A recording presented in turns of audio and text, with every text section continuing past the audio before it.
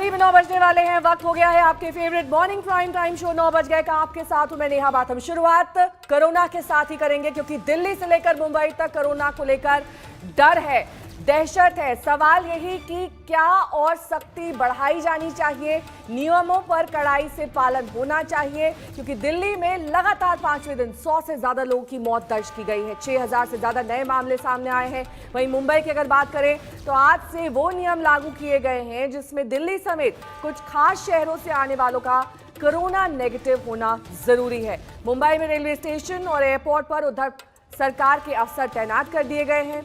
कई लोगों की ड्यूटी बढ़ा दी गई है ताकि लोगों पर निगरानी रखी जा सके। महाराष्ट्र सरकार ने आज से दिल्ली, एनसीआर, कुछ और शहरों से मुंबई आने वालों पर सख्ती का हंटर लगाया है। उद्धव सरकार ने दूसरे राज्यों से मुंबई आने वाले लोगों को शर्तों के साथ एंट्री शुरू कर दी है, यानी बिना नेगेटिव रिपोर्ट के दिल्ली, राजस्थान, गुजरात, गोवा, यानी कि ये 4 राज्य जहां से आने वाले हवाई यात्रियों की एंट्री नहीं हो सकेगी। ये नियम आज से अमल में आ चुके हैं। नियमों के मुताबिक बोर्डिंग से ठीक पहले यात्रियों को अपनी नेगेटिव रिपोर्ट सौंपनी होगी। महाराष्ट्र में आने से 72 घंटे पहले यात्रियों को कोरोना की जांच करानी होगी। दिल्ली, राजस्थान, गुजरात, गोवा से आ रहे यात्रियों के पास अगर कोरोना नेगेटिव रिपोर्ट नहीं होगी तो उन्हें एयरपोर्ट पर ही आरटी-पीसीआर टेस्ट के पैसे भरने होंगे। अगर किसी की रिपोर्ट पॉजिटिव आती है तो संपर्क किया जाएगा और प्रोटोकॉल के मुताबिक उनका ट्रीटमेंट किया जाएगा।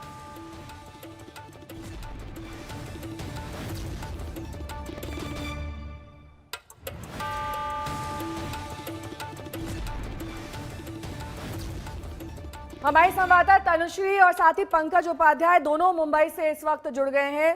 सबसे पहले पंकज का रुख करेंगे। पंकज, जिस तरीके से महाराष्ट्र में लगातार नए मामले सामने आ रहे हैं, उद्धव सरकार की क्या प्लानिंग है? किस तरीके से अब ये कंट्रोल में लाया जाएगा? क्योंकि दिल्ली में तो हमने ये देखा है कि साफ तौर पर केजरीवाल ने कहा है कि हम टेस्ट बढ़ाएंगे, किसी तरह का लॉकडाउन नहीं होगा, जिस तरीके से व्यवसाय चल रहा है वैसे ही चलता रहेगा। मुंबई में क्या तैयारी है? देखिए, महाराष्ट्र सरकार का कहना है कि अगले 3 से 4 हफ्ते काफ़ी क्रिटिकल होने वाले हैं, इसलिए मुंबई वासियों को सतर्क रहने की बहुत ज़्यादा ज़रूरत है।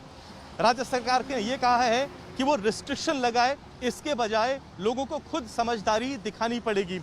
उद्धव ठाकरे ने पहले ही कहा कि जिस तरीके से त्योहारों के समय, खास करके दिवाली के समय लोगों ने संयम दिखाया है, उसको देखते हुए ये ऐसा नहीं लगता कि कुछ नए रिस्ट्रिक्शंस लगाने की ज़रूरत है, लेकिन खतरा अभी टला नहीं है। इसको देखते हुए लोगों को ही समझदारी से और सूझबूझ से काम लेना होगा। चाहे वो फेस मास्क पहनना हो, सोशल डिस्टेंसिंग मेंटेन करनी हो, वो तो है ही। साथ ही साथ यहाँ मुंबई में जो माय फैमिली माय रिस्पॉन्सिबिलिटी जो एक बड़ा कैंपेन चलाया गया था, उसको 1 महीने के लिए और ज़्यादा बढ़ा दिया गया है। जो अवेयरनेस लोगों में फैलानी थी, उसका काम एक बार फिर से शुरू कर दिया गया है। बृहन मुंबई म्यूनिसिपल कॉरपोरेशन, जो मुंबई की सिविक बॉडी है, वो तमाम लोगों के घर में एक बार फिर से जा रही है पूछताछ करने के लिए, क्या कोई वहाँ पर बीमार तो नहीं है, कोई सिम्टोमेटिक तो है या नहीं है। मुंबई की सिविक बॉडी का कहना है कि उसकी इस वक्त तैयारी पूरी है, लेकिन ये देखते हुए कि दिल्ली और आसपास के इलाकों में केसेस बढ़ रहे हैं, इसलिए उसने इस वक्त नई डोमेस्टिक एयर ट्रैवल पॉलिसी सामने लाई है। अब ये डोमेस्टिक ट्रैवल पॉलिसी जो अभी आई है और इसके पहले जो गाइडलाइंस हैं, वो साथ ही साथ इस वक्त चलती रहेंगी। अब आप अंदाज़ा लगा सकते हैं इन गाइडलाइंस को लेकर महाराष्ट्र की सरकार कितनी सीरियस है कि उसने खुद बीएमसी के कमिश्नर को ये रिस्पॉन्सिबिलिटी दी है कि वो देखें कि जो नए नियम और गाइडलाइंस लागू किए गए हैं, उनको अच्छी तरीके से उनका पालन हो रहा है या नहीं हो रहा है। आज पहला दिन है जब दिल्ली से, राजस्थान से, गुजरात से और गोवा से तमाम जो अराइविंग पैसेंजर्स होंगे, देखा जाएगा कि उनके पास नेगेटिव आरटी-पीसीआर रिपोर्ट है या नहीं है। मुंबई इंटरनेशनल एयरपोर्ट के अधिकारियों से हमने बात करी तो उनका कहना है उन्होंने अपनी पूरी कमर कस ली है। हालांकि तैयारियां टेस्ट की पहले से उनके पास थी, लेकिन अब वो और ज़्यादा सजग हो गए हैं। मुंबई एयरपोर्ट का कहना है करीब 3 से 5 हज़ार एक दिन में आरटी-पीसीआर टेस्ट करने की उनके पास सुविधा मौजूद है। और स्टेट गवर्नमेंट का सिविक में आपके पास पंकज, ये आपने महाराष्ट्र का हाल बताया है जहां पर आंकड़े बढ़ रहे हैं, तो वहीं दिल्ली भी इस मामले में कम नहीं है। लगातार यहां पर कोरोना की जानलेवा रफ्तार जारी है।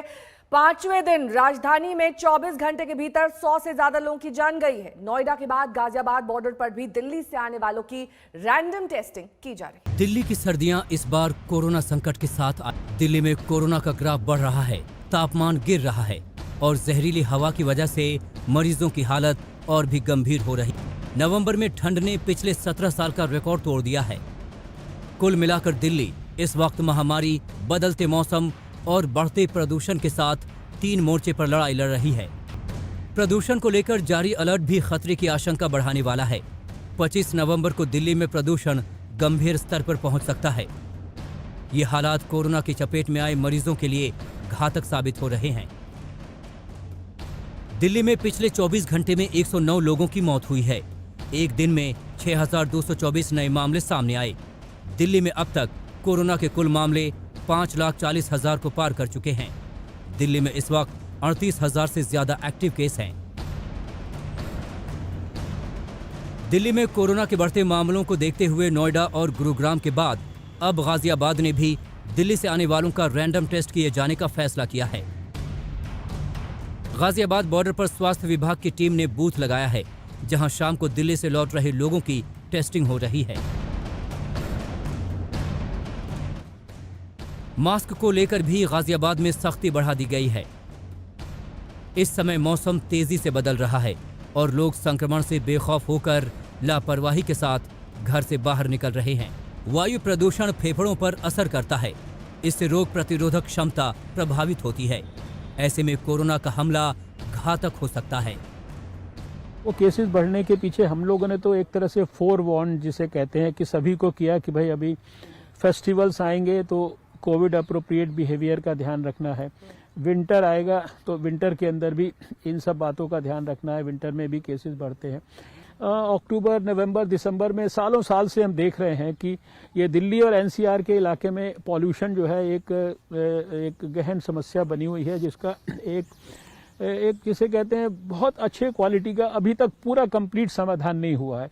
तो ये पॉल्यूशन भी जो है एग्रेवेट करने वाले फैक्टर्स हैं। जब ये सारे फैक्टर्स का हमें पता है। जानकारों के मुताबिक सर्द मौसम की नमी में वायरस करीब 72 घंटे तक सक्रिय रह सकते हैं और जिस तरह से उत्तर भारत में सर्दी बढ़ रही है, उसके साथ साथ कोरोना के और फैलने का खतरा भी बढ़ गया है। गाजियाबाद से मैं गौर के साथ कुमार कोणाल, दिल्ली आज तक। कोरोना वैक्सीन पर प्रधानमंत्री ने देश के सामने प्लान रख दिया है। पीएम ने बोला है कि सभी तक वैक्सीन पहुंचाना उनकी प्राथमिकता है। हालांकि अभी डोज और कीमत तय नहीं की गई है, लेकिन बचाव का काम जारी रहे। करीब करीब आखिरी दौर पर वैक्सीन के में काम पहुंचा है। भारत सरकार हर डेवलपमेंट पर बारीकी से नजर रखे हुए हैं। हम सबके संपर्क में भी हैं और अभी ये तय नहीं है कि वैक्सीन की 1 डोज होगी, 2 डोज होगी या 3 डोज होगी। ये भी तय नहीं है कि इसकी कीमत कितनी होगी, उसकी कीमत कितनी होगी, ये कैसे होगी। यानी अभी भी इन सारी चीजों के सवालों के जवाब हमारे पास नहीं है। साथियों, कोरोना के खिलाफ अपनी लड़ाई में हमने शुरुआत से ही एक एक देशवासी का जीवन बचाने को प्राथमिकता दी है। अब वैक्सीन आने के बाद भी हमारी प्राथमिकता यही होगी कि सभी तक कोरोना की वैक्सीन पहुंचे। उसमें तो कोई विवाद हो ही नहीं सकता है। लेकिन कोरोना की वैक्सीन से जुड़े भारत का अभियान अपने हर नागरिक के लिए एक प्रकार से नेशनल कमिटमेंट की तरह है। इतना बड़ा टीकाकरण अभियान स्मूथ हो, सिस्टमेटिक हो और सस्टेन हो, ये लंबा चलने वाला है। हर सरकार को, हर संगठन को एकजुट होकर के कोऑर्डिनेशन के साथ एक टीम के रूप में काम करना ही पड़ेगा। आपदा के गहरे समंदर से हम निकलकर हम किनारे की तरफ बढ़ रहे हैं। हम सभी के साथ वो पुरानी जो एक शेर शायरी चलती है, ऐसा ना हो जाए कि हमारी किश्ती भी वहां डूबी जहां पानी कम था। ये स्थिति हमें नहीं आने देनी है। साथियों, आज हम दुनिया भर में देख रहे हैं कि जिन देशों में कोरोना कम हो रहा था, आपको पूरा चार्ट बताया कैसे तेजी से संक्रमण फैल रहा है। हमारे यहां भी कुछ राज्यों में ये ट्रेंड चिंताजनक है ही है। इसलिए हम सभी को, शासन प्रशासन को अधिक सतर्क रहने की जरूरत है। हैदराबाद का अब रुख करेंगे, जहां लोकल चुनाव को लेकर ओवैसी की पार्टी और बीजेपी में जहर बुझे तीरों की बारिश की जा रही है। ओवैसी के विधायक लोगों को पुलिस के खिलाफ भड़का रहे हैं, तो वहीं बीजेपी सांसद धमका रहे हैं कि हमारी सरकार आने दो, फिर देख लेंगे। एक बार बीजेपी का गवर्नमेंट आन दे, तेरे को, तेरे भाई को, तेरा पूरे MIM पार्टी को मेरे जूते के पास लगा दो, मेरे जूते के नीचे लगा दो, समझा? एक बार बीजेपी का गवर्नमेंट तेलंगाना में आन दे, तेरी जिंदगी भर मेरी जूती के नीचे गुजरता। पुलिस की गाड़ी जा रही घूरते, किसके बुर्रे पे? मजलिस के बुर्रे पे।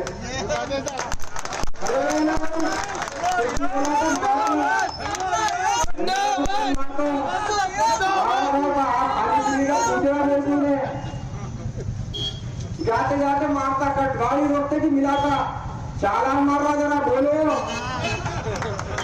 भाई। मजलिस के आदम मुस्लिम ताकतवर आपको भी बना रही है। ये जमात अगर ताकतवर बन रही तो हैदराबाद के आवाम को भी ताकतवर बना रही है, हिम्मत वाला बना रही है। ऐसी हिम्मत, ऐसी आप लोगों की जैसा अपनापना, एक मैंपना है, एक जज्बा है। मेरा शहर है, मेरी पार्टी है। अल्लाह के फजल से अगर कुछ होगा, कुछ खुदा ना खासा हुआ तो मेरे लोग हैं। किसी महल्ले में परेशानी आई होने तो मेरा कारपोरेटर, मेरा वर्कर, मेरा MLA, मेरा MP साहब आ जाते। अल्लाह का एहसान है, महल्ला सेफ है, मजबूत है, कोई परेशानी की बात नहीं है महल्ले के अंदर। कुछ भी महल्ले पे परेशानी है तो है ना मजलिस, ये है भाई, ये हिम्मत है अपने को। बात अब लव जिहाद की करेंगे। धर्म छुपाकर और किसी लड़की का जबरन धर्मांतरण कराकर शादी करने की कोशिश पर योगी सरकार सख्त है। ऐसी घटनाओं के खिलाफ उत्तर प्रदेश की योगी सरकार एक अध्यादेश लेकर आई है और उस अध्यादेश में लव जिहाद की कोई चर्चा नहीं है, लेकिन प्रावधान बता रहे हैं कि यूपी सरकार को प्यार से बैर भी नहीं है, लेकिन लव जिहाद करने वालों की खैर भी नहीं है। कि छोटी छोटी बच्चियों को, बहनों को, बेटियों को बहला फुसला करके धर्म परिवर्तन करा के शादी कर ली जाती थी और उनको कुछ माह के बाद, कुछ वर्ष के बाद असुरक्षित माहौल में डाइवोर्स देकर खुलेआम छोड़ दिया जाता था। एक तो उनका जीवन बर्बाद होता था और दूसरी बात समाज में वैमनस्यता फैलती थी। कभी कभी लड़ाई झगड़े की नौबत आती थी, कभी कभी दंगा फसाद तक की नौबत आती थी। आए दिन लॉ एंड ऑर्डर के लिए समस्या खड़ी हो रही थी। हमारी सरकार ने निर्णय लिया है कि जबरन धर्म परिवर्तन, बहुत बड़ा एक सिंडिकेट था जो काम कर रहा था, जिसके बारे में खुलासा हमारी सुरक्षा एजेंसियों ने किया और जिसमें ऐसे लड़के पाए गए जिन्होंने दिनेश, रमेश और सुरेश नाम रखा हुआ था। बाद में जब पकड़े गए तो पता चला मुख्तार है, अंसार है, रईस है, इस तरह के नाम उनके निकले। और जो बच्चियां आई शिकायत करने, उन्होंने बताया कि हाँ यही लोग हैं जो एक बहुत बड़ा सिंडिकेट बनाकर प्रदेश में इस तरह के षड्यंत्र में शामिल हैं। इनके पीछे भी बहुत से लोग हैं। तो अब उन सब के लिए जो लोग इस तरह का षड्यंत्र कर रहे थे, उनके लिए ये कानून लाया गया है और अब हमारी प्रदेश की बच्चियां सुरक्षित रहेंगी, परिवार बर्बाद होने से बचेंगे। और इसको लेकर पहले ही संकेत दे दिए थे उत्तर प्रदेश सरकार ने, आदरणीय योगी जी की सरकार ने, कि अगर जरूरत पड़ेगी तो हम कानून लाएंगे। इसमें हमें कोई ऐसी खास चीज़ नहीं नज़र आती कि जिसके लिए कोई हम ये कहें, सिवाय इसके कि वो कन्वर्जन पर रोक लगाना चाहते हैं इनडायरेक्टली, जो अदरवाइज़ भारत के संविधान में परमिटेड है। आर्टिकल 25 में किसी आदमी को ये अधिकार है कि वो अपना कोई धर्म जिसको वो समझता है, पसंद करता है, उसको अडॉप्ट कर सकता है। वहीं टीएमसी की सांसद नुसरत जहां ये पूछ रही हैं कि लव के नाम पर जिहाद क्यों, तो केंद्रीय मंत्री गजेंद्र शेखावत को लगता है कि कानूनी चोट जरूरी है। I have already mentioned before that love is very personal. और जिहाद और लव जो है ना, ये साथ में जाता नहीं है। You know, just before elections, people come up with certain topics like this. ऐसे देखना, इलेक्शन के पहले ये सब होता है। प्यार और जिहाद का ये कोई कॉम्बिनेशन ही नहीं हुआ। Love is extremely personal. And you know, in Bengal, under the leadership of our honorable CM, or the youth today has never ever segregated or differentiated on the basis of caste, creed, religions, and sex. It has never been done. It is a personal choice. Who do you want to be with? It is completely a person's choice. मैं मानता हूँ कि ये व्यक्तिगत मामला और व्यक्तिगत स्वतंत्रता भी है, लेकिन छद्म नाम से किसी बच्ची के साथ में जो है वो मित्रता करना और उसके बाद में अपना नाम उद्घाटित होने पर उसको जो है इमोशंस के आधार पर ब्लैकमेल करते हुए उसको अपना नाम और धर्म बदलने के लिए मजबूर करना, यदि स्वतंत्रता व्यक्तिगत स्वतंत्रता ही है तो हम सब के सरनेम तो शायद हम सब के परिवारों में भी लड़की के जब शादी होकर के आती है तो बदलते होंगे, लेकिन मेडन नेम को तो बदलने की ज़रूरत नहीं पड़ती। मैंने पूछा था कि वो मेडन नेम बदलने की आवश्यकता उसको क्यों पड़ती है, क्यों उसके लिए उसको मजबूर किया जाता है, इसका जवाब पहले देना चाहिए। कांग्रेस के वरिष्ठ नेता अहमद पटेल नहीं रहे। 71 साल के अहमद पटेल लंबे समय से बीमार चल रहे थे। 1 महीने पहले उन्हें कोरोना हुआ था, जिसके बाद उनकी सेहत खराब थी। कुछ दिन पहले उन्हें गुरुग्राम के मेदांता अस्पताल में भर्ती कराया गया था। अहमद पटेल के बेटे फैजल पटेल ने ट्वीट करके ये जानकारी दी है। पीएम मोदी, सोनिया गांधी और राहुल गांधी समेत तमाम बड़े नेताओं ने अहमद पटेल के निधन पर शोक व्यक्त किया है। मौसमी सिंह हमारी संवाददाता इस वक्त तमाम जानकारी के साथ हमारे साथ जुड़ गई हैं। मौसमी, एक बहुत बड़ा वैक्यूम कांग्रेस पार्टी में अहमद पटेल के नहीं रहने से।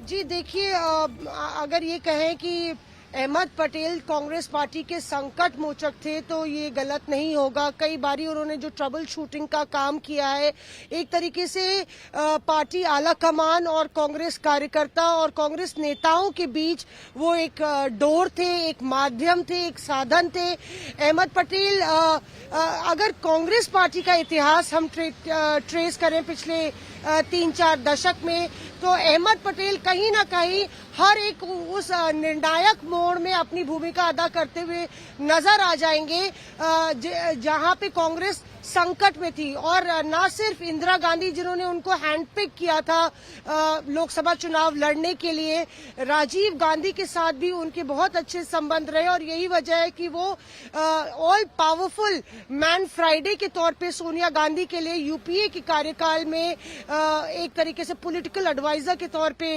कारगर साबित हुए। अहमद पटेल के बारे में ये बहुत फेमस है कि वो कभी कैमरे पे नहीं आते थे, मीडिया शाय थे, कैमरा शाय थे और बहुत कुछ ना कह के भी बहुत चीजें कह जाते थे। अक्सर हमें याद है जब प्रधानमंत्री आवास पे एक बड़ी बैठकें होती थी, कोर मीटिंग्स होती थी या 10 जनपद पे बैठकें होती थी, तो एपी कह लीजिए या अहमद भाई कह लीजिए, कोई ना कोई खबर या कोई ना कोई जो पार्टी की दिशा है या रणनीति है उसका एक लाइन में कुछ बात जरूर कह देते थे, जिससे कि मीडिया कर्मियों को भी जो है खबर की पुष्टि हो जाती थी। और यही वजह है कि क्राइसिस मैनेजर के तौर पे अहमद पटेल हमेशा रहे। प्रियंका गांधी वाड्रा हो या राहुल गांधी हो, सभी नेताओं ने, चाहे वो कांग्रेस के हो या फिर बाकी पार्टियों के, आप देख रहे हैं कि ट्विटर पे पूरी तरह से जो टाइमलाइन है वो भरी हुई है। और सबसे बड़ी बात यह है कि प्रधानमंत्री नरेंद्र मोदी ने भी अहमद पटेल के योगदान को और कांग्रेस को जो सशक्त करने के उन्होंने बहुत बहुत शुक्रिया मौसमी तमाम जानकारी के लिए आपका। और इसी के साथ यहाँ रुकना होगा एक छोटे से ब्रेक के लिए। फौरन होंगे हाजिर कुछ और खबरों के साथ। देखते रहिए आज तक।